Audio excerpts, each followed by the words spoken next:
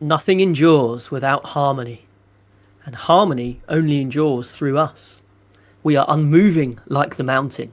We will not be drowned by the raging river. Behold the wonders of the celestial dragon empire, the might of our warriors, the secrets of our alchemists, the sorcery of the dragon-blooded. Vanquish chaos with the sheer power of the dragon.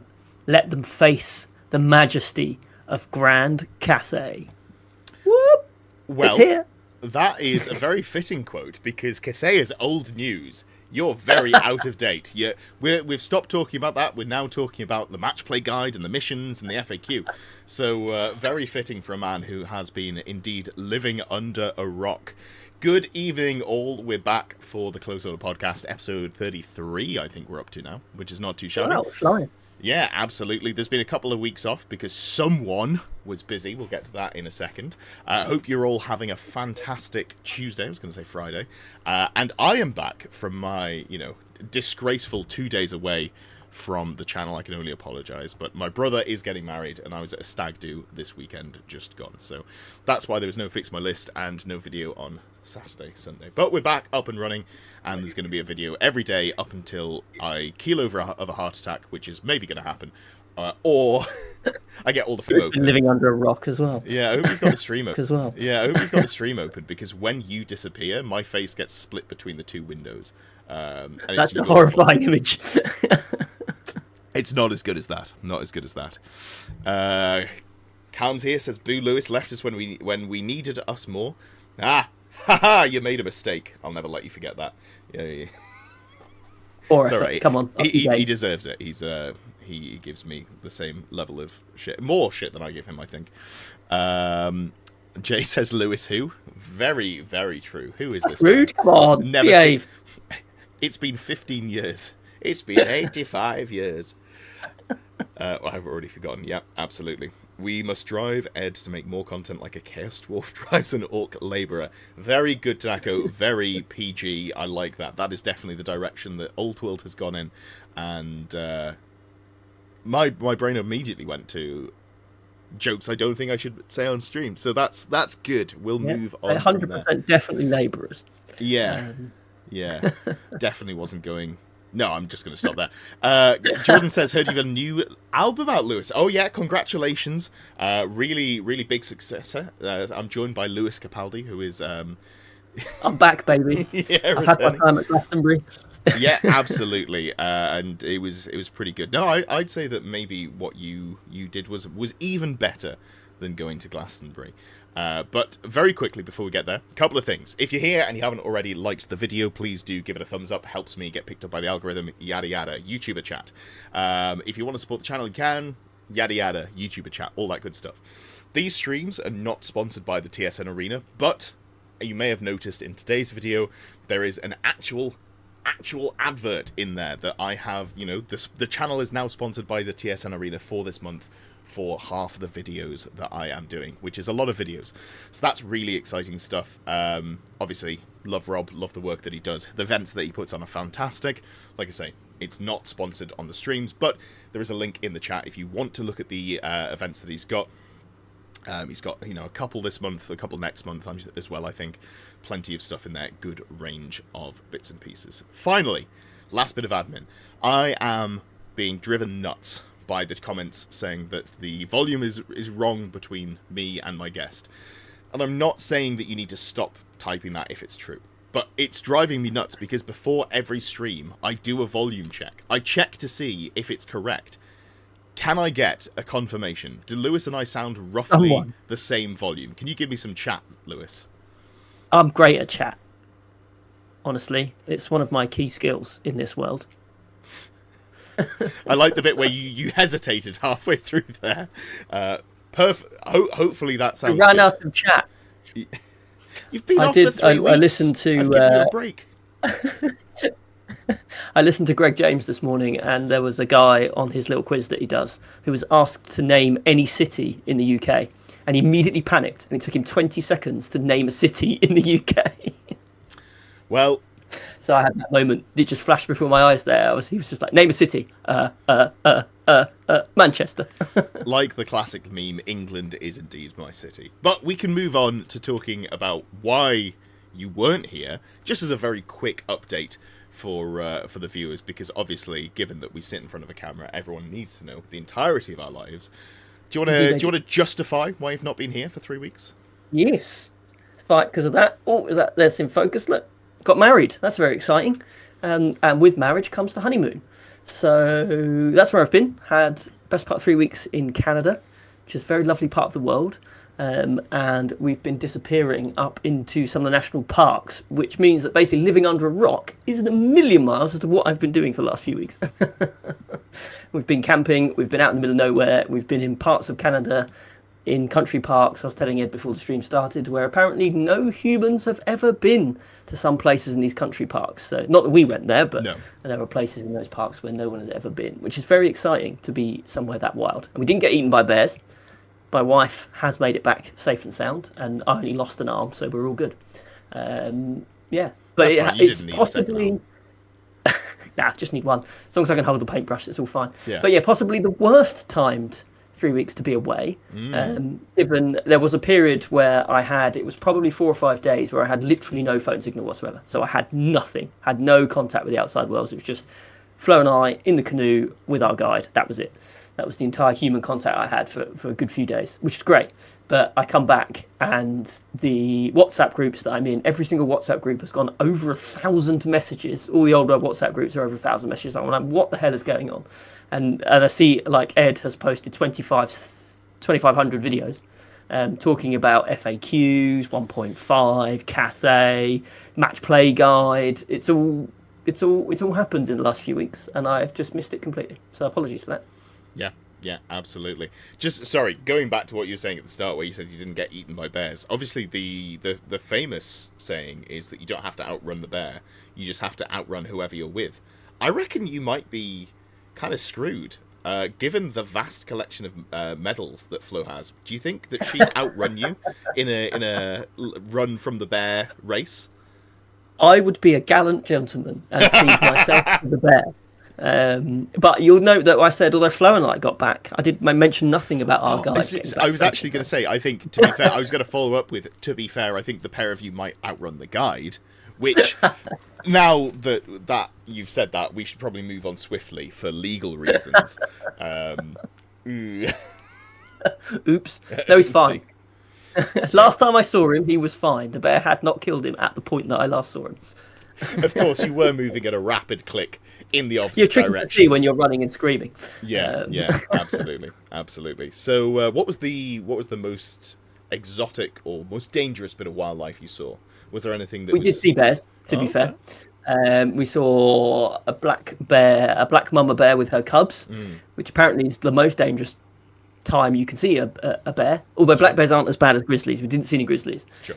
But yeah, bears with cubs, quite dangerous. But luckily, the point that we saw them, we were in a car, so I didn't thankfully see one looking through the tent at us, which would have been pretty scary moment. Would have turned that black bear into a brown bear real quick.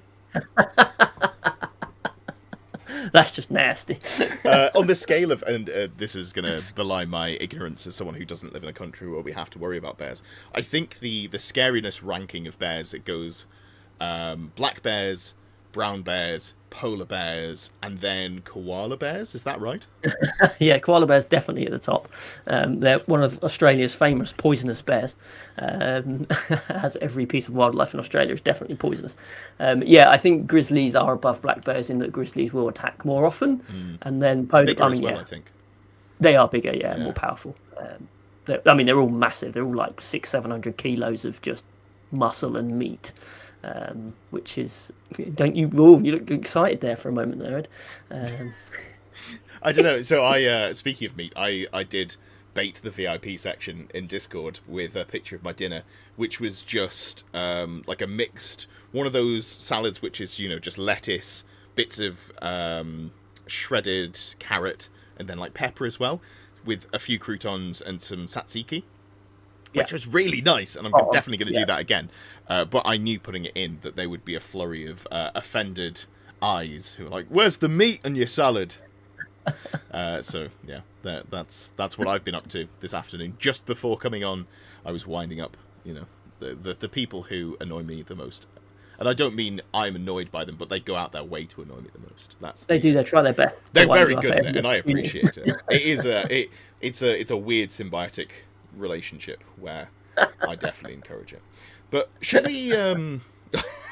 Ian says poison's been nerfed now. Yeah, very good. Koala's probably back down to the bottom of the rankings. We're less worried about that now. Koala. We should probably talk about a little bit of Warhammer. Yeah, we should. That's why we're here, after all. Absolutely. I mean, we do have a good amount of viewer questions as well. So, where do you want to start off? Because this is kind of... I mean, I can and am talking about Warhammer and the current state of the rules fairly endlessly. So you kind of direct the conversation about the things you want to talk about, or if there's anything you want to know about, or any hot takes you have. So I'd love to start on Cathay, because that's where I am. I've got the models. Sure. I've been through the Matchplay guide, well, the singles part of the Matchplay guide anyway, because I've got a Saffron Slam at the end of the month. Yeah. So I obviously needed to update the event pack with all the new information, because when I came back into Signal, I also had about 20 emails from people going, "Are you going to update the event pack? What's the missions going to be?" And I was like, "I don't know," but I have now done that as promised on my first day back, so that is now done. So yeah, I could start on those two things. FAQ, I've not even looked at it, I'm going to be honest. So you can give me your hot takes on that, and we'll find out what comes of it. I have started going through your stream, which you've done, which is some excellent content there, Ed. In the scale of man reads thing on screen, spot on. I would say. It's funny, I was talking to Rob about this actually, and I do try to not just be man reads book, which turns out is a phrase that he came up with, so that blew my mind that he coined man reads book. But yes, I do try to add context instead of just being like, oh, this is the thing that exists. Yes, definitely. But I'm loving Cathay. Got the models. Got big haul from the local game store, because I messaged them before, because we kind of knew it was coming. So before I went away, I sent them a message. I was like, can I have just one of everything, and then another battalion box that I can give away as a prize at the end of the month? And they were like, yeah, we'll see, we don't know how much we're going to get, but we've put your name down. And I came back to a nice pile of stuff in the game store ready for me to collect, which is good. I've started on the Jade Warriors. So I've posted in Discord a couple of photos of the scheme that I'm going for. Going very much for anyone that played Dynasty Warriors sort of 20 years ago, when me and my brother were growing up. The very first mission in all the Dynasty Warriors games was the Yellow Turban Rebellion, which was 184, a peasants' revolt effectively. They all wore yellow headscarves. So I've gone for that as my theme. I need to start thinking about character names. We've got like Cao Cao and stuff like that there that are leaders of various factions in that kind of period of history, which I'm quite interested in. So I've based my scheme around that. So I've gone for like a yellow cloth on the Jade Warriors, which I think has come out all right now, as you talk about them. They're on screen right now. Brilliant, excellent. I think it's come out right. It's just a quick test model. The highlights are too thick. It needs tidying up, but I think fundamentally, I think that works. So I'm interested in anybody's thoughts. I can't see any comments or anything because my computer won't take it for some reason. So you're going to have to guide me on that. But if anyone thinks it's rubbish, let me know now before I paint 100 of them. Vespa points out that it's saffron yellow. It is. Very fitting. Very fitting. Yes. I picked up the battalion box. Picked up the Gatemaster on horse and on foot. So they come as one. The Shugungan Dragon Lord. Obviously, the Shugungan Dragon Lord. Is that how you say it? It's not how I've been pretty saying sure. it. I could be wrong. I've said it a lot of times on Well, I think that's how the voiceover in Total War says it, Shugungan. Sweet. I've probably pronounced it wrong 50 times then. I've been saying Shugengan, I think. So when I picked up as like reading whilst I was away, I picked up like the short history of China, just to see, like, try and understand a little bit more about famously a country with very short history. I was like, they've done well to condense this into like 300 pages. There's some skipping of stuff, obviously, but it's really good, worth a read. The shortest history of China, Linda Javin, I think it's by. There's a book recommendation for you. You weren't expecting that. And there was the first of it is like how to pronounce Chinese words that have been turned into English. So like ZH is pronounced J. So it's like Zhang Lang, for example, if it was like what looks in English as Zhang Lang. So I have lots of. When I went to university, I had like 3 or 4 Chinese friends because there was a big Chinese community university, and Can you stop none bragging? of them told You me went to how they university pronounced and you had friend man. You know, connect with the real world. Oh no, I've killed him. Oh, he's gone. Oh, he's back. He's back. I'm back. It was just the internet got so shocked that I played Warhammer and have friends, that it crashed for me. But yeah, so I had they never told me that's how they were supposed to pronounce their names, so I was pronouncing their names completely wrong for the past 20 years, and now I shall think about it again.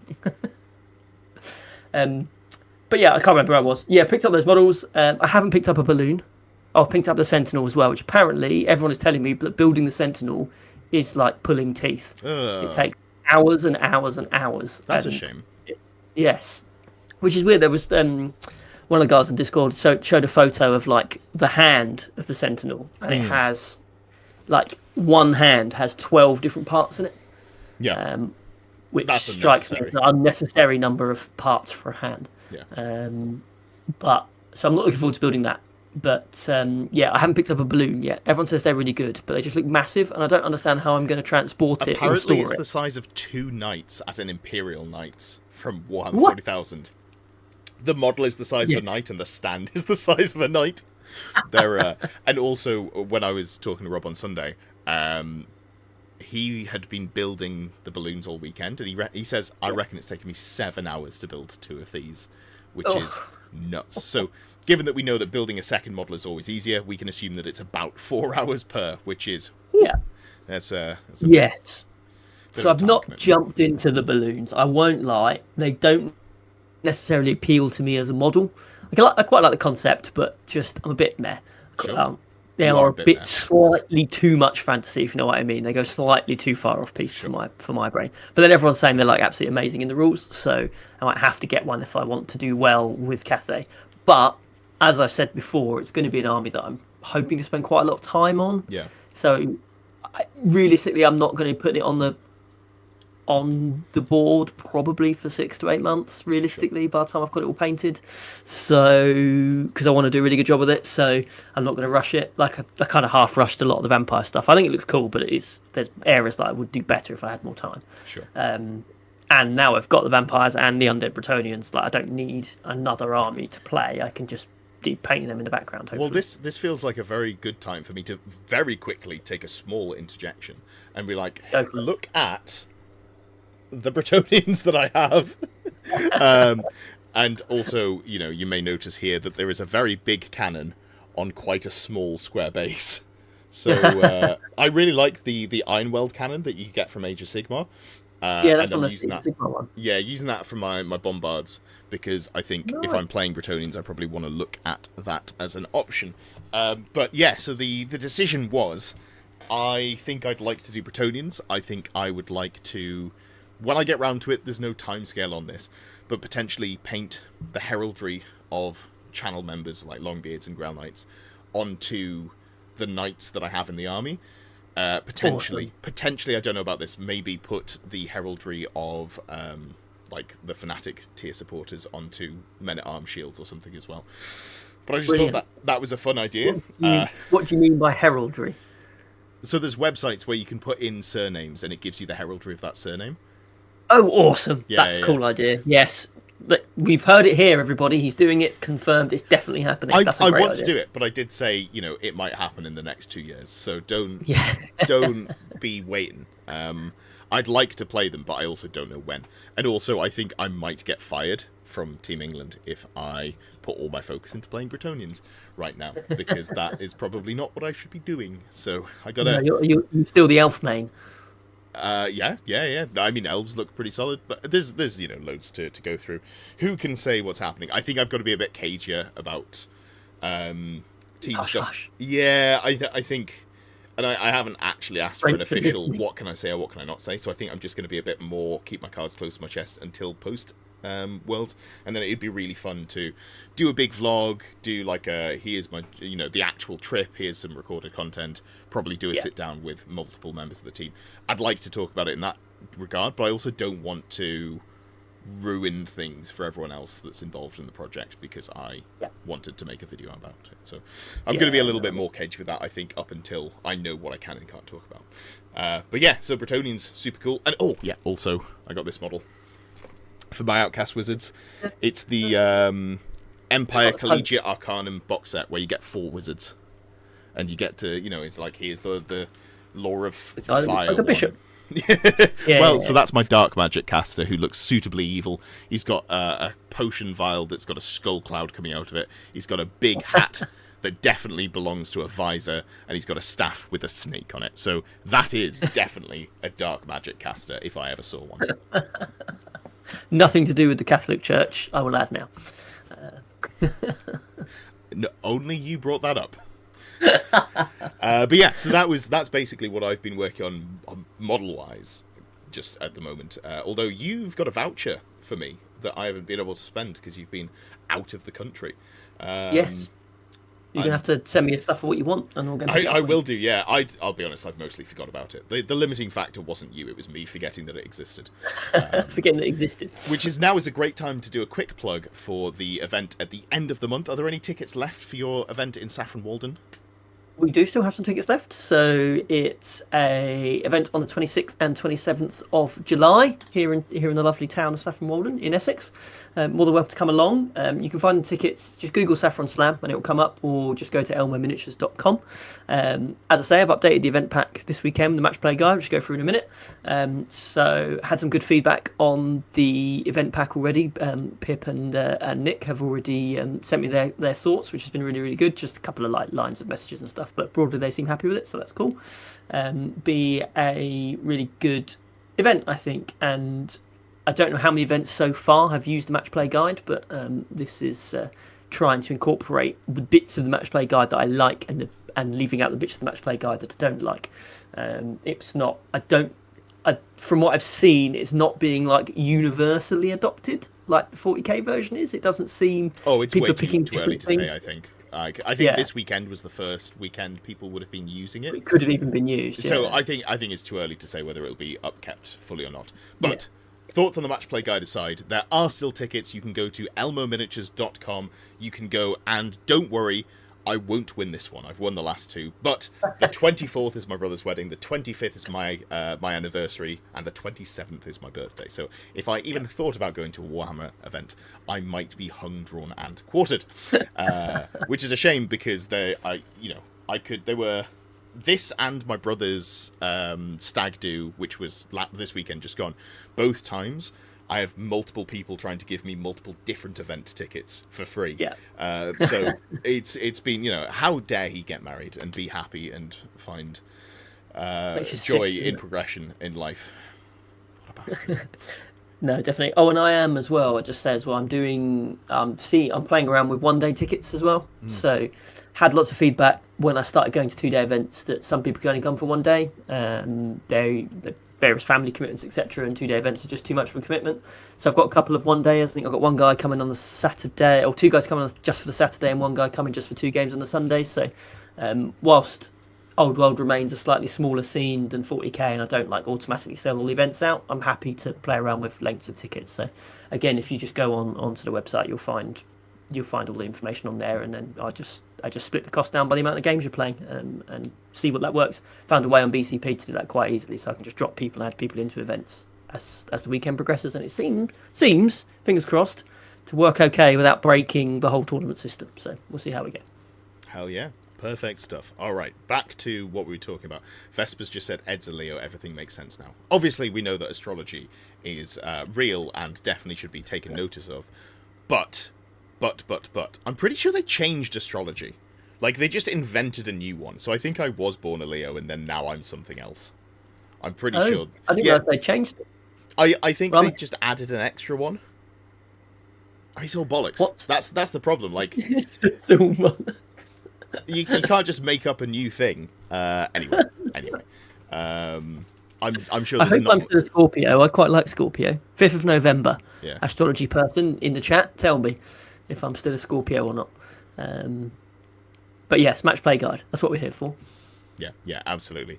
Well, cool. So, any other thoughts on Cathay, other than you're excited and you're looking forward to painting them? Take you a while doing it correctly. Maybe balloons are too good, and that was about where we're up to. Or do you want to move on to I think that's Matchplay? about it. Yeah, I mean, slightly disappointing that there's no more planned releases, as far as anyone who's got their eye on the rumours is aware. Well, they've said there's going to be another release. There's another well, arcane journal that's going to have Cathay in it. Yes, but no more model. No Yeah. units, I believe. Or no, Yeah. or I think they said no new models. But yeah, the rumor is that it's going to be split. I'm not sure if they confirmed this. Split between, Cathay and maybe another army. So maybe we start seeing some arcane journals that aren't just for one army, and that's what the next year and a half of the release schedule looks like. Who can say? Yeah, which would be really cool. I'd like it.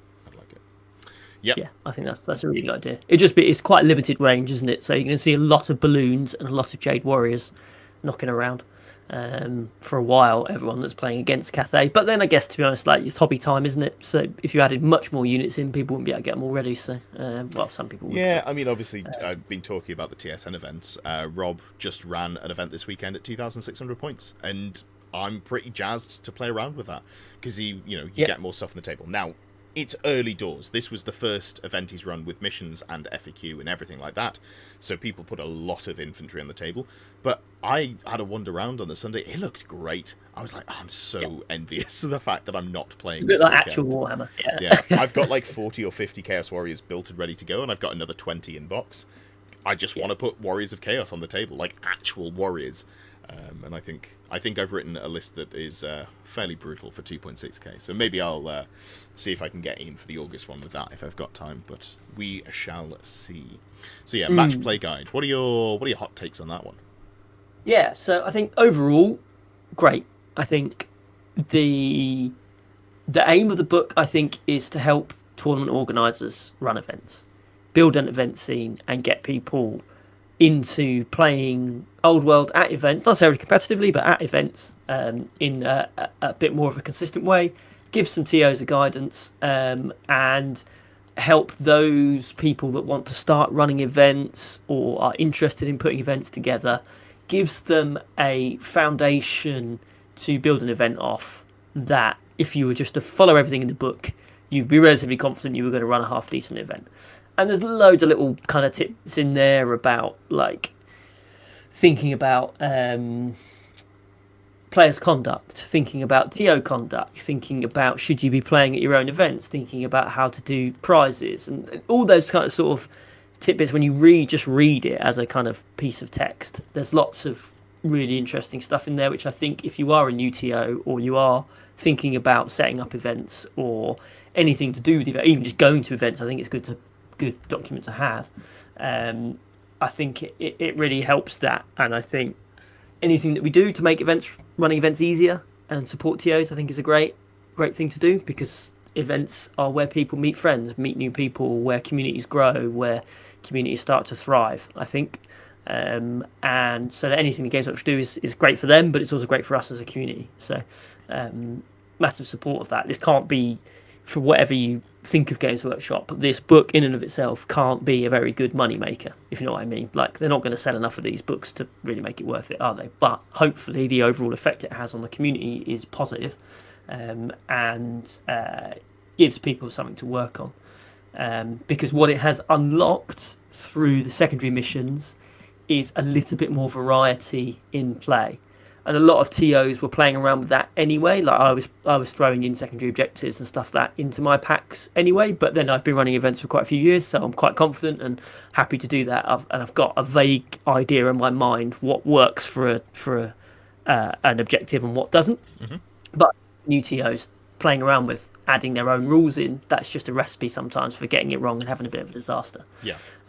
So those secondary missions, I think, are really good, really, really positive.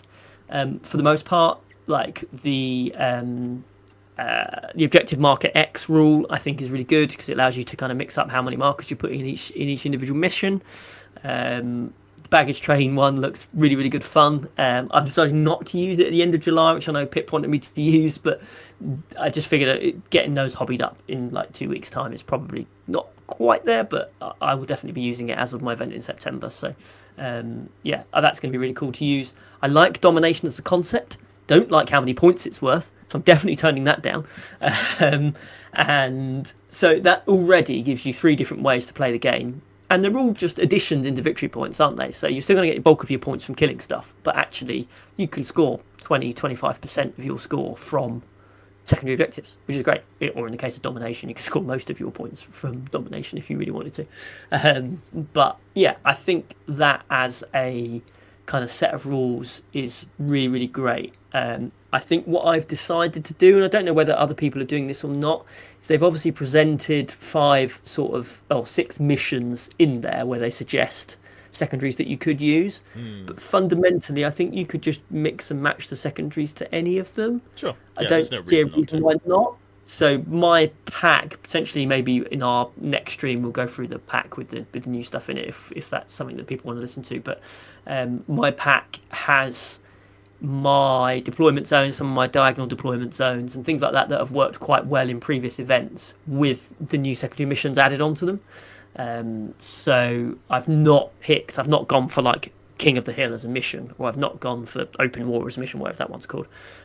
I've gone for, I'm taking that deployment zone, I'm taking that secondary objective, and I'm taking that kind of special rule, and sort of mix and match them together like that, which I think hopefully will work. We'll see at the end of July whether it works. I have struggled slightly with the scoring system in the first instance and the pairings and placings process, which I'll come on to in a bit. But obviously a lot of tournaments up until this was released do the 20-0 system. Yeah. So if you beat your opponent by a lot, you get 20 points. If you draw with your opponent, it's 10 points each. And if you lose a lot, you get 0 points and your opponent gets 20. And that gives quite a granular score set. So you can score anything from 0 to 20 points, and as can everybody else at the event. And then over the course of the weekend, you'll score a certain amount of points. Obviously, the way Games Workshop have done it, they've still got a point system. They've got the 06 system, but they've calling it like crushing victory, minor victory, draw, minor defeat, crushing defeat. And what concerns me slightly on that is you've lost a lot of the granularity that the 20-0 system gives you. It is with only sort of 6 or 7 potential points. It's harder to differentiate between different people. Yeah. So I have decided to keep the 20-0 system and try and kind of spread those scores out so that to get 20, you've got to get a lot of points more than your opponent to get that 20. So you've got to work really hard for it. And also the margin for a draw is quite high as well. So you've also got a decent amount of points in your opponent before you start getting into the win territory. Just because, I wasn't 100% convinced that the system that they've suggested in there separates people out enough. I don't know what your thoughts are on that. I'll come on to pairings and placings in a minute, but I just want to see 0-20. I don't see any reason to change it. You do need to have a think, and something I'd like to see is more focus on standardizing the amount of points that you get from each set of secondary objectives, so that you can just run a single table where you just go, okay, so we go up to 2,400 or something. You find whatever works. So if all the secondary objectives potentially give you between 300 and 600 points, you can go, okay, let's make it so the first bracket is 250 points, and then the 19-1 becomes 20-0 when you've got 2,100 points more than your opponent, or something like that. I don't know what the exact is, but 20-0 is a great system. It just works. But they put that table in. They've put it in the match play guide. Yeah. They've put, if you're playing a 500-point game, this is how you get your 6 points. If you're playing a 1,000-point game, so it goes up to 3,500 points, I think, or 3,000 points. Sure. So they could have done that for a 20-0 system, and they must have known that everybody was using 20-0 as a system up until they've released this. So it would have been good potential, or maybe they didn't know, but that's how I've only ever known Fantasy played using that system. So whether I'm just misremembering from years and years ago, but that's always been the way I've remembered it being played. So slightly disappointed they didn't just kind of get alongside the community on that and then just play with that. Yeah. And as you say, then they could set a bracket system that if you score this amount of points, you get this amount of tournament points. Because we're in the current position where every TO probably does it slightly differently. I'm definitely more in favour of having bigger brackets, so it's harder to jump up a level. So you don't get as many 20-0s, you get more in the sort of 13-7s through sort of 15-5 range, rather than lots of 20-0s, because I think that just allows you to differentiate more. But then I know there's people that prefer the other way, so there's no set rule of doing it. So it would have been great to kind of just see that kind of nailed down in a way. I think, and then when I come on to the kind of pairings and placings process, so the key one with placings is they don't want you to place by wins. So you could win all 5 of your games and come fourth. So Drives me nuts. Because they've done it through the scoring system, so you could get someone that gets loads of draws and a couple of big wins beat someone that gets 5 small wins, for example, which I'm not sure. And the same goes for then the pairings process. You don't pair by wins, you pair by points. I just think there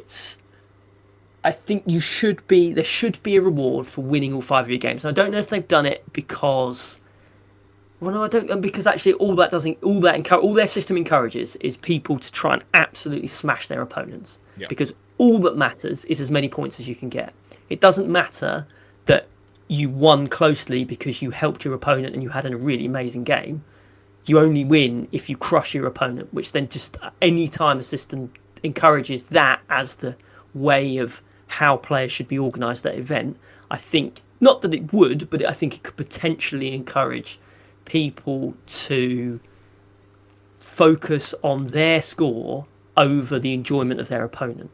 Whereas actually, if I knew that if I just won all 5 of my games, but I won all of them 11-9, and all of my games were close, all of my opponents had the best time possible, but I could still go and win the event doing that, I'm much more likely to play like that. Yeah. So that's where I have just completely ignored their entire pairings and placings process and stuck with the 40k one, to be honest. Yeah, no, I agree on the win-loss draw versus 20-0 system.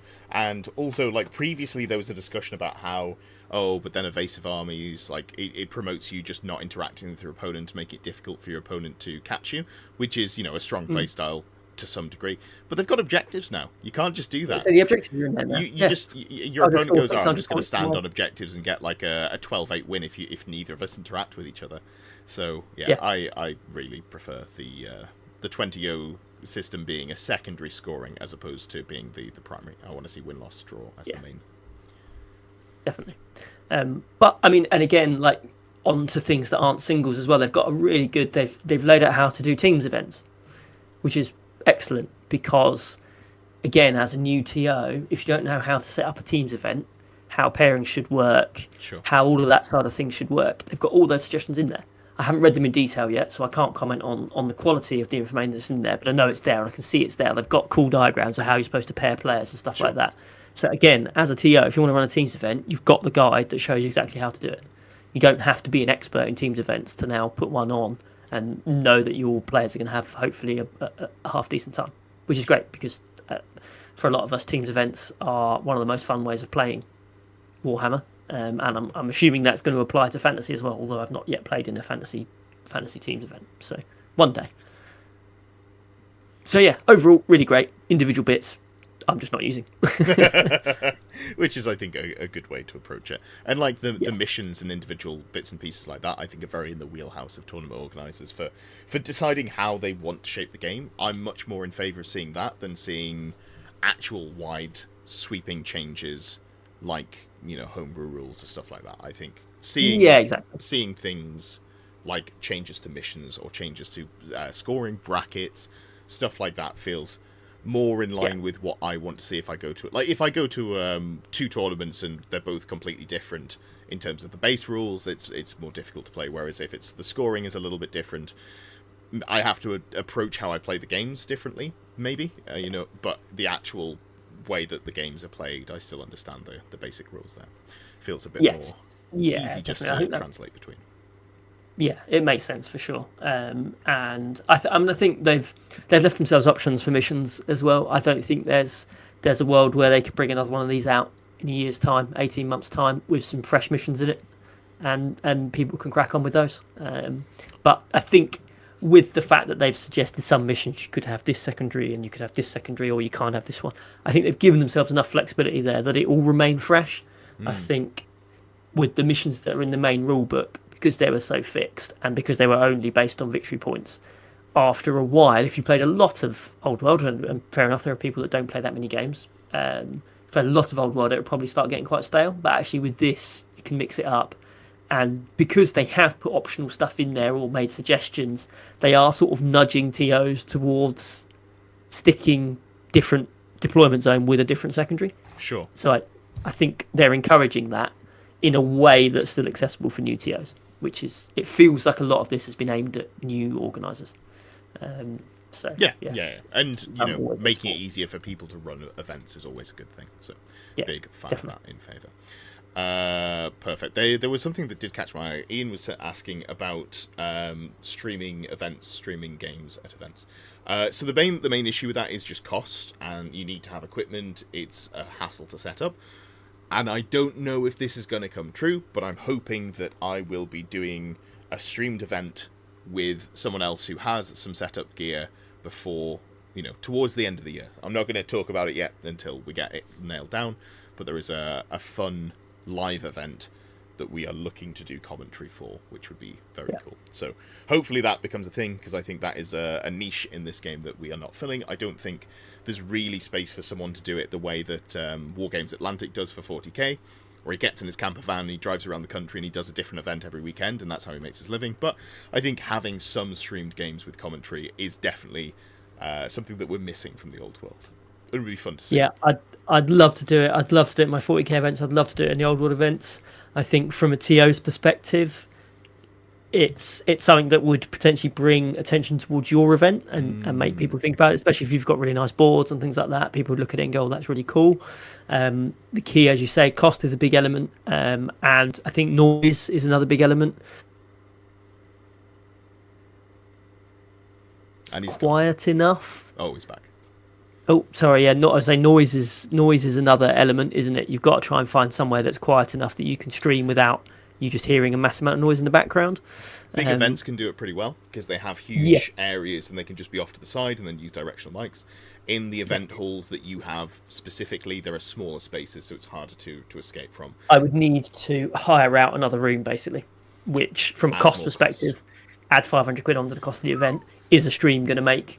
Maybe, okay, that's 500 quid's a bit excessive, but is it going to make 200-300 quid, that stream, to cover the cost of what it would incur to put it on? And obviously there's an element to say, actually, there's a marketing cost here, isn't there? So you're going to make all your money back. But your choice then is, okay, if I've hired an extra room, do I just sell more tickets? Which would be a great position to be in if you can get there. But I would love to find a way of doing it. As you say, directional mics and things like that might be cool, but then you've got to spend all the money on directional mics. So which probably don't come cheap. I don't know anything about mics, but apart from the Bliss one I bought. So I can't imagine it's cheap to do all that. We can have a chat about that off stream. I don't know that it's something that is realistic for you and I to do, but it's worth at least exploring it as a vague concept, because it would be cool to do if it was something that was available. I'd love to have a go at commentary as well. I don't know if I could talk for like 3 hours, but I'd love to give it a go. It's really easy. You just open your mouth and don't stop. They're just shit. I've had plenty of practice. Fantastic stuff. Is there anything that you want to talk about in terms of the FAQ? Because you said you haven't really looked at it, and I don't think there's much value in me talking about the FAQ, given that every bit of content on the channel right now is FAQ, how the FAQ affects you. Is there anything that you want to cover? Well, I'm waiting for your how does my FAQ affect the vampire counts? Are you going to do the legacy factions? So I mentioned previously, I don't know if I'm going to do all of the legacy factions or if I might roll some of them into their own video. Vampire counts are worth doing their own video for. They are not negatively affected. They are looking pretty good. They are still one of the best armies in the game. So don't you worry about that. No, I've got the kind of overall concept about the infantry fighting in extra ranks, the extra combat rares, the loss of combat rares on dragons, which is cool. Obviously, combine it with the match play guide, which I didn't talk about at all, was like the army building, army composition stuff with combined arms. That's really cool. I've just combined the wizard one and the 500 point one. Yeah, I think that's the way to do it. I think that should be the baseline, where we go, here's the 2 set of restrictions that we've brought in, we're just going to have both of them and work from there, because neither of them I think is super restrictive in a way that makes it difficult for armies to play. No, 100%. I mean, I've got to change a couple of units in the vampire counts in my current list, but nothing serious. Just because of points cost. Yeah, points got the Mortis engine was touching on 500 points, so I just need to see if I can get that down. And then I'm trying to work out whether, based on the changes to Magic, which is obviously the other big one, is it worth running a level 4 anymore? It depends. A lot of the time, no. Level 3 with a Lore Familiar is very good. Undead? Yeah. Undead kind of like level 4s. Can't have Lore Familiars, that's the problem. Level 4 with a Spell Familiar for vampire counts, still real good. On a Mortis engine, getting that +1 to cast, still real good. You might not take the stupidity ward save, because now if you're stupid you can't cast spells, so you're actually punished. So I did look at that and I was like, well, so the option is, so I basically run 2 casters in my list. I run the level 4 on the Mortis engine, who sits with all the infantry doing infantry buffs. I then have the level 3, what was previously level 3 dark magic caster running behind the Blood Knights, really for Word of Pain and Van Hale's Dance Macabre for the boost to weapon skill, movement, initiative, and the Frenzy Hatred one, Battle last year. Now, with both casters, so the Mortis engine would need Hellish Vigor for the reserve move. So I can't take Lore Familiar on that one. And I need Van Hale's Dance Macabre on the other one, so I can't take Lore Familiar on that one. So I can't guarantee spells. What I'd previously do, as you say, take the Spell Familiar so I can get the extra spell, roll it and hope. Sometimes you wouldn't get Frenzy and Battle Lust, or you wouldn't get Word of Pain, and it would be annoying, but it would be okay. But on the Necromancy caster, really, I just do I need it to be? I want it to be level 4 because I want to make the wizard on his own my general. Yeah, you need reserve move is the problem, so there's no Lore Familiar there. Like having the army wide reserve move is so good. Yeah, so I'm kind of stuck in a position where it's a lot of points to go to level 4, 30, 40 points, whatever it is. I could be spending on other things, i.e. putting more infantry in, for the sake of rolling 1 extra power. Because I was often finding as well with the level 4 that most of the time I was only casting 2 or 3 spells a turn, because either someone weren't in range or didn't need some of them and things like that. So, yeah, not sure. And for the same reason that I don't want to make my level 3 a general, by making it level 4 to make it easier to get the spell that I need, I wouldn't want to make it the stupid one, because it'll be out of range of the leadership re-rolls and all that sort of stuff. So I kind of want to still give my level 3 Talisman of Protection so we can run off with the Blood Knights. But that means to keep a ward safe on the Mortis engine, I have to have it as stupid. And it's one of these things, it's leadership 8 and it's re-rollable because of the BSB. So it's quite unlikely to happen, but it would be very annoying. And knowing how I roll dice, it would happen at exactly the moment I didn't want it to happen. So yeah, not sure on how to do it. We've had a big conversation on the Vampire Counts Discord, on the Close Order Discord, but under the Vampire Counts section, about the chances of it happening and where you should put your stupidity crown and stuff like that. And obviously having a 4 up ward save is better than having a 5 up ward save as well, so it makes your Mortis engine, which for me is my only large target in my army, a bit more resilient. So, yes, I need to get it on the table. I've got a game on Thursday, so I'm hoping to get it on the table and see how it goes. Cool. I think my fix, and I don't necessarily know that you've got someone following around the Blood Knights as aggressively now, but you maybe just take the general on foot, and you then take the Mortis engine as a non-general character, which does make it worse with the buffing, but it also makes it harder for it to die. So that might be the way to move there. Yes. Cool. All right. Well, I think dark magic as well. So I was going to say that hard with dark magic, the spells are a lot harder to get off because clearly, obviously, casting is reduced. So I've got to roll Battle Lust for a start, and I've then got to cast it. So they're tricky. Whereas Van Hale's Dance Macabre, which I don't need to roll for, I know I'm going to get, which is a flat weapon skill buff, or movement buff if I need to make a long bomb charge. I'm guaranteed to get that, and it's only a cast on a 7, I think. So like realistically, that's quite achievable. So Sure. is that enough of a buff for the Blood Knights? There are many times if I'm going against Bretonians and the character in the Pegasus unit that I really need Battle Lust to go off because I need to flip that combat in my favour. So I do need that spell, but also if I just forgot about it and just didn't worry about it and just focused on being I could even just be a level 1 caster and just cast it on a +1 with the buff from the Mortis engine and just go for the weapon skill buff and not worry about it.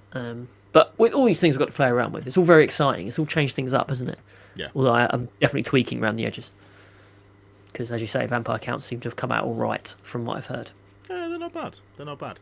Cool. So, let's not talk really about the FAQ, because you haven't got a clue what's going on, and I'm sick of my own voice.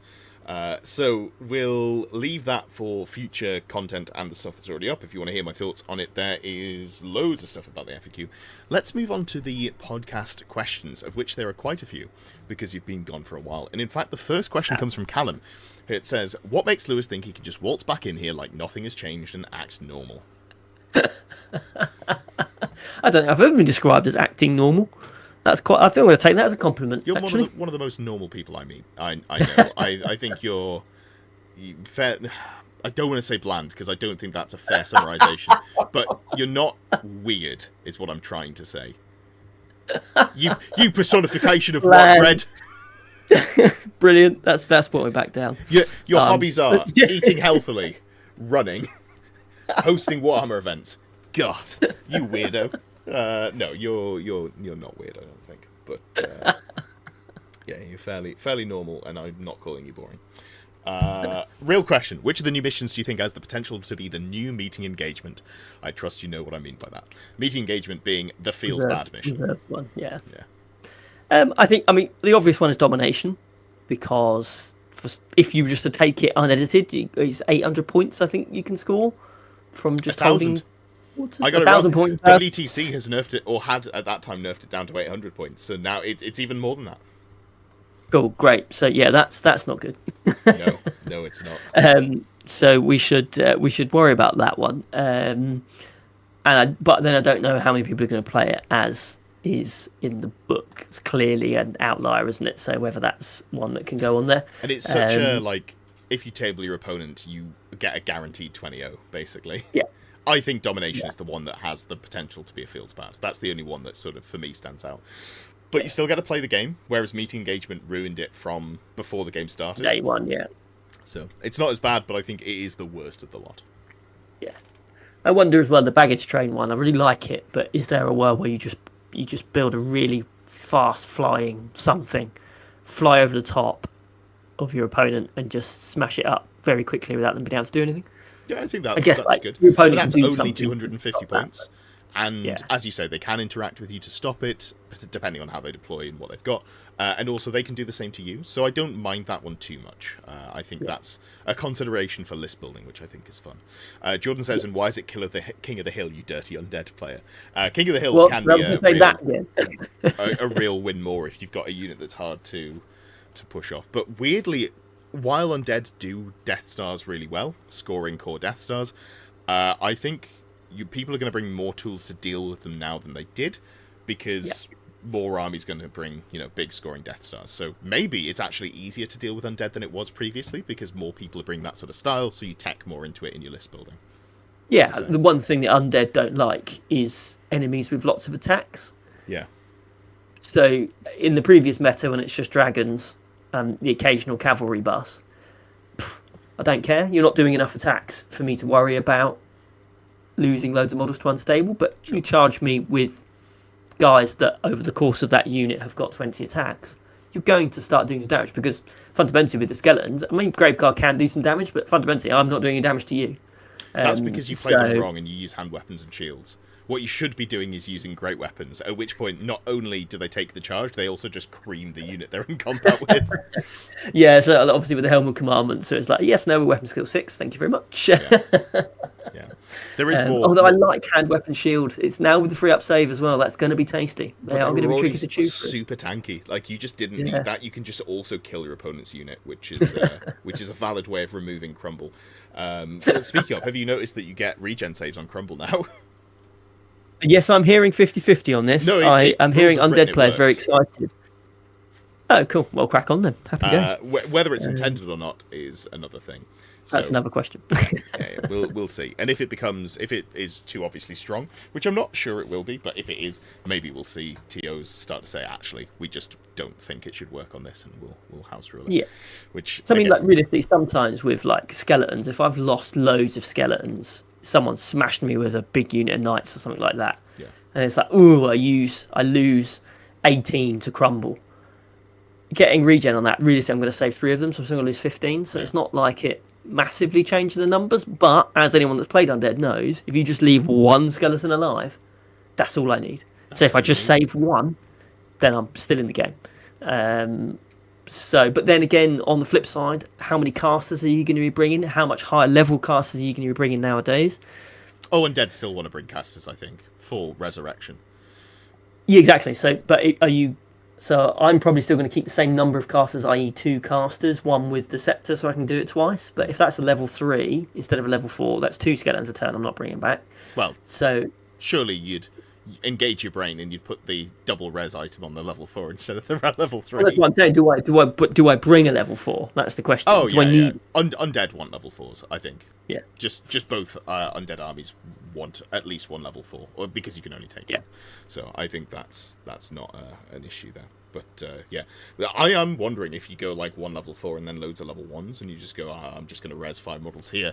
I don't know that the corpse cart is good, but something like that to just be like, just going to res more stuff. What are you going to do about it? Yeah, well, Ian in our local scene has been playing around with loads of level 1 casters and corpse carts previous to the rules coming out. So, he's already had some success with that.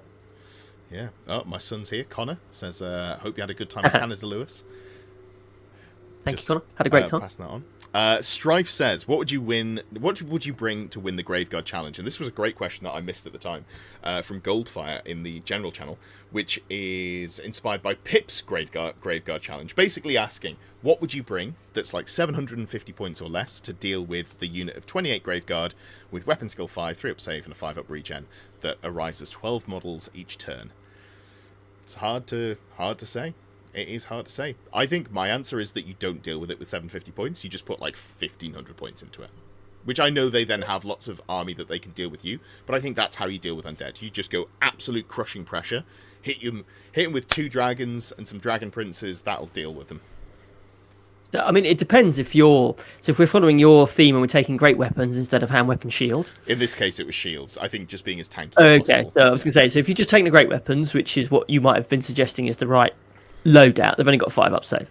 So you would, in my world, I just run a unit of Blood Knights with Bloodlust and Frenzy and Hatred on them. And how do you, as an undead player, deal with other undead players? Undead? Yeah. Because that unit, if it's 8 wide, puts out, what's that, 22 attacks, re-rolling to hit. Oh, sorry, I see, yes. No, 25 attacks. about the Graveguard. No, I'm talking about the Blood Knights. 25 attacks. You get your own weapon skill buff, so your weapon skill 7, so you're hitting them on 3s, re-rolling, so you're getting 24 hits, wounding them on 2s, which they don't get save against other than their regen against. So, like, you're probably killing 16, 17 of them. They're not killing any back. So, unless that unit is 40 strong, it's dead in 1 turn. Yep. Because then first charge, so you turn off some of their combat rares, the crumble. Yeah.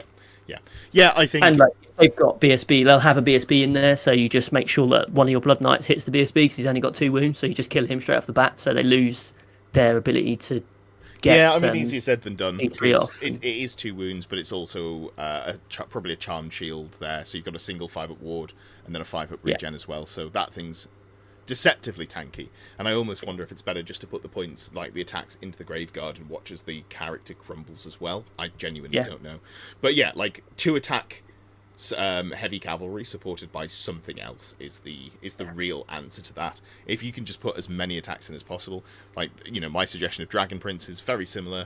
If you've got Battle Lust in there, great. If not, if you can put 2 dragons in as well, and you get like, you know, half a unit of dragon princes in there, partially to soak the challenge, but also to bring loads of, you know, combat res as well.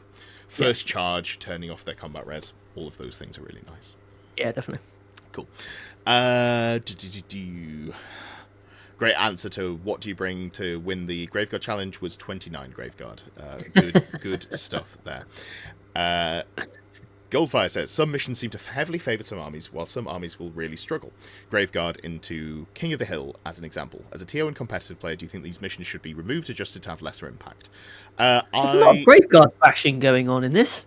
They're just like the most obvious good unit to hold. So here's the thing. We're super early. I have an idea of how things are going. I've been doing a lot of playtesting. I have, I think, a reasonable grasp on how the game plays. But it's so early. I don't want to say things need to be changed.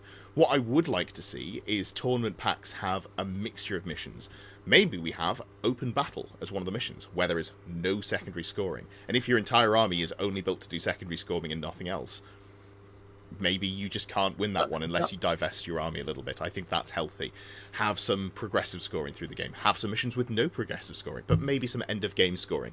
So, you know, maybe you play an evasive army that's really fast and doesn't want to engage, and then you just send those Dark Rise on turn 5 or turn 6, depending on whether you're first or second. You score the points at the end of the game. You've killed enough. You've tried to, you know, limit your losses enough. And that would promote a variety of army lists, and it would make it more difficult. There's always going to be 1 or 2 armies that are the best at being able to do everything. Undead, Warriors of Chaos kind of fit that mold. But I think that's the healthier approach if you want to build a more balanced tournament pack.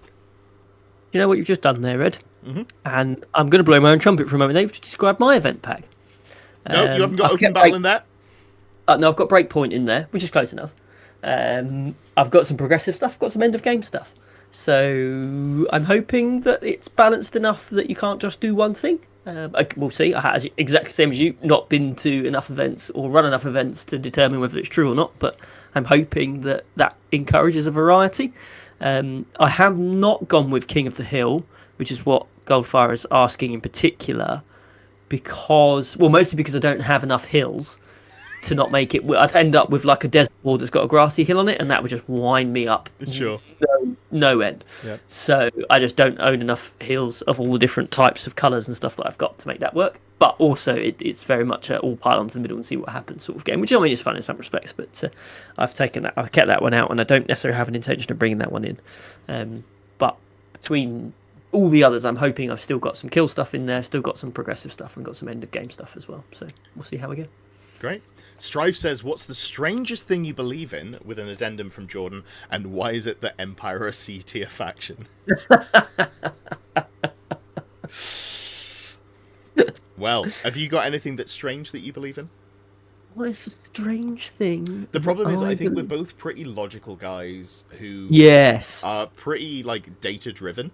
So I struggle to think of things that I could say. Oh, the shadow government's got him. He was going to say something really old wild. English folklore and bits and bobs like that. Hold on. It's a recent. Stop. You cut out completely. The shadow government got you. Start again.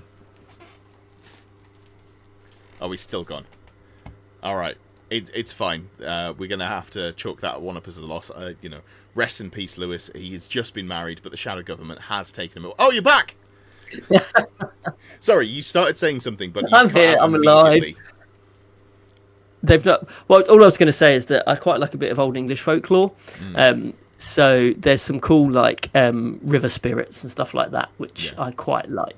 I spend a lot of time. This is not like a weird thing. I spend quite a lot of time by rivers on my own. Mostly in London, so it's not as rural as you think it is. But there is some strange feelings when you stood by water and stuff like that, which I think is interesting. So there's something in there. Don't know what it is.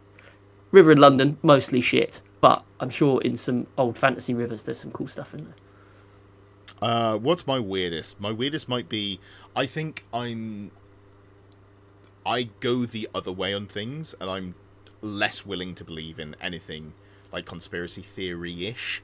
I think I'm pretty good at spotting things that are just obviously fake, but when something it comes from multiple sources that I trust, I generally go, well, it's so hard for multiple groups of people to keep a secret that I probably believe that things that are true but are secret are maybe conspiracy theories. So maybe that's my weird thing. I'm not open-minded enough to maybe some things are hidden that we don't know about, because I just write it all off as it would be logistically unlikely for so many people to be able to keep that secret. That's a secret, yeah. Yeah. The Earth is not flat. No, as we all know, it is a disc on the back of a giant turtle carried on the back of 4 elephants. With the big water. Of course. I don't know if there's walls, actually. I'm not sure.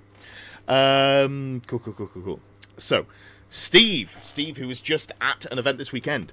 You seem to think scoring the mission is important in future games. I found playing at the weekend that missions are just for score more for the winning side. Do you think scoring the mission is anywhere near as important as killing the opponent's models? I think scoring the mission is as important as killing opponent's models, and I think that people just haven't adapted their lists yet.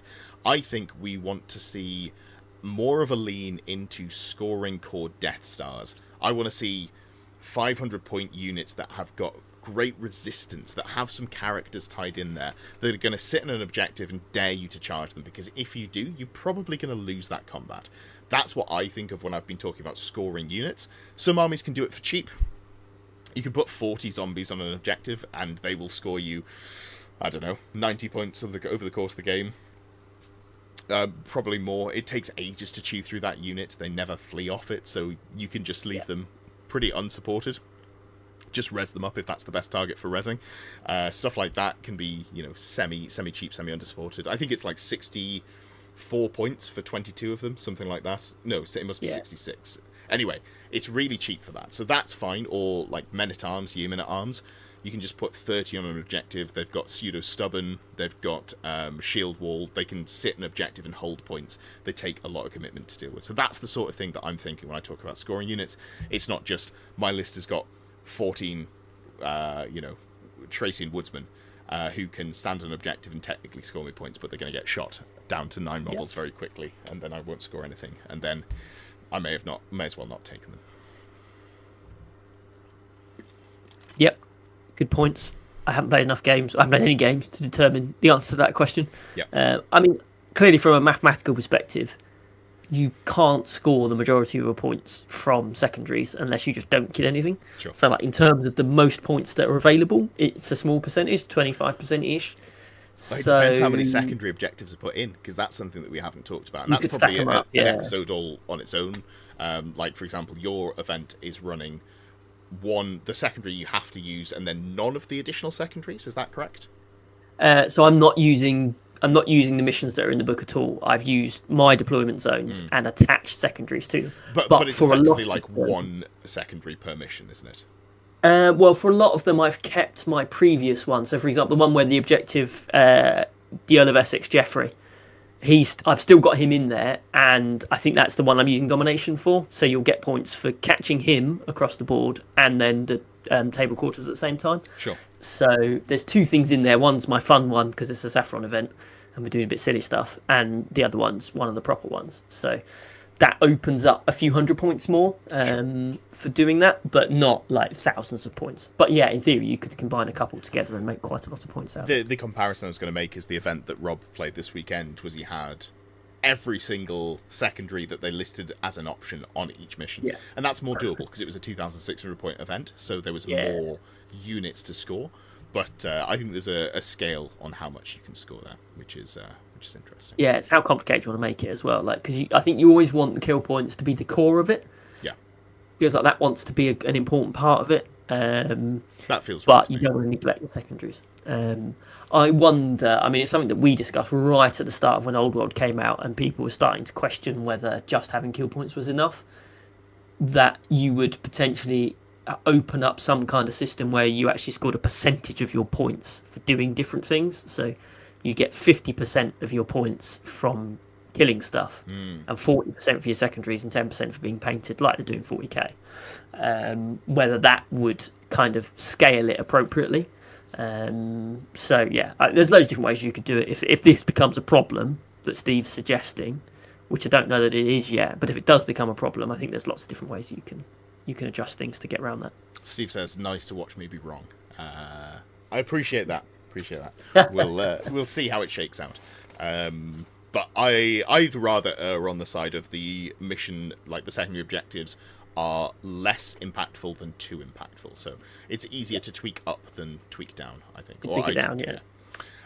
Then we've got Vespa says, for Ed, should I start a government petition on gov.uk so James Workshop is forced to release something for Dark Elves? My depression. I feel like Dark Elves, and there's no insider information here. There's no nudge, nudge, wink, wink.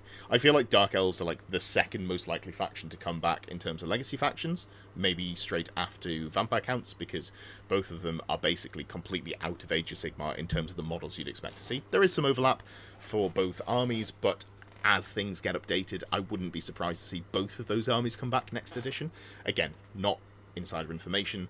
That's a timescale of like 5 years. So yeah, maybe. Also, we're not getting Chaos Dwarves then.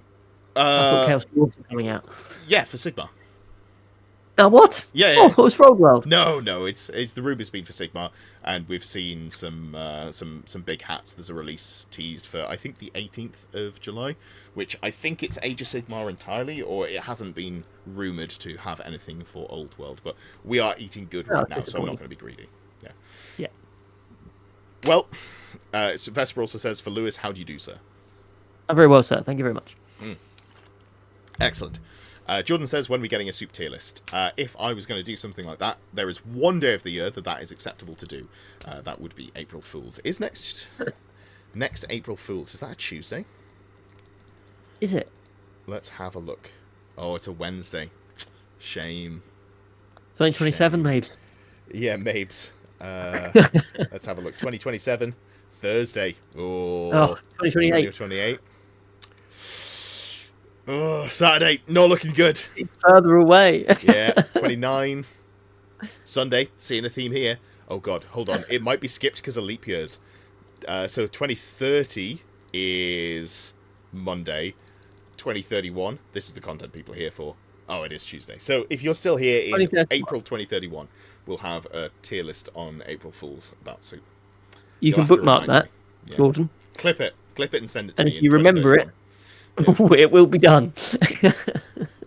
And Alvis Thundercake says, but why male models? Why male models? Are you trying to tell me that you haven't seen... Oh, hold on. My brain's just turned off. It's the film with... What's his face? God, I can picture it exactly. It starts off with the male models who are throwing, spraying each other with gasoline, because it's an American film. And then there's a horrific accident, and they get blown up. Zoolander. There we go. Zoolander is the film I was thinking of. Great film if you haven't seen it. Oh, I'll add to the list. Yeah. The context for that quote is there's a long explanation, and then at the end, Zoolander, who is a male model who has more looks than brains, just repeats his question. Everything that was explained to him obviously went in one ear and out the other. Very like this podcast. And I'll leave it to the viewers to decide who is it that does the explanation who in that story. and who is the one who has more looks than brains and just repeats the same question. I actually don't know who I'd assign either to, so I'm just going to... I think they're both pretty insulting, if we're going to be honest. But why male models? And that does take us to the end of the viewer questions. As mentioned previously, if you do want to ask questions in the Close Order podcast question section, that is a perk for channel members of Longbeard or above. If you are a Longbeard member or above, then please do post on Discord in the Needs Roll section. I will apply a tag. You'll be able to see all of the excellent channels, which is mostly where I spend my time, because it's just busy on there now. We're up to almost 900 people on the Discord, which is crazy. Wild. No, it's good. I do dip into some of the faction-specific channels, which I do enjoy. Yeah. Most of them I'm lurking, but Vampire Council I'm actively contributing, and Cathay I'm contributing as well. And do remember as well, members, if you want to come to a Saffron Slam event, you do get 10% off. Absolutely. So that's £6 off a 2-day ticket. So that'll pay for your membership for a couple of months. Just doing that. Give Ed some money and give me some money all at the same time. Happy days. Works out perfectly. The other thing that I should plug is as well the coaching. Coaching's going well. I'm now up to 10 full-time coaching students and then some part-time ones as well. It's really fun, really enjoying it. Had some good feedback on that as well.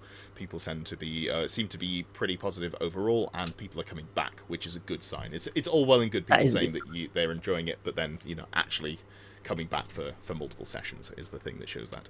And I have opened up. I had 10 coaching slots previously. I had 9 of those filled and then one of those run separately, but I've opened up another 10. So if people are interested in coaching, there are now slots available at the Patreon, patreon.com/close order. And I guess the last plug is go and check out the TSN Arena events because they're great. And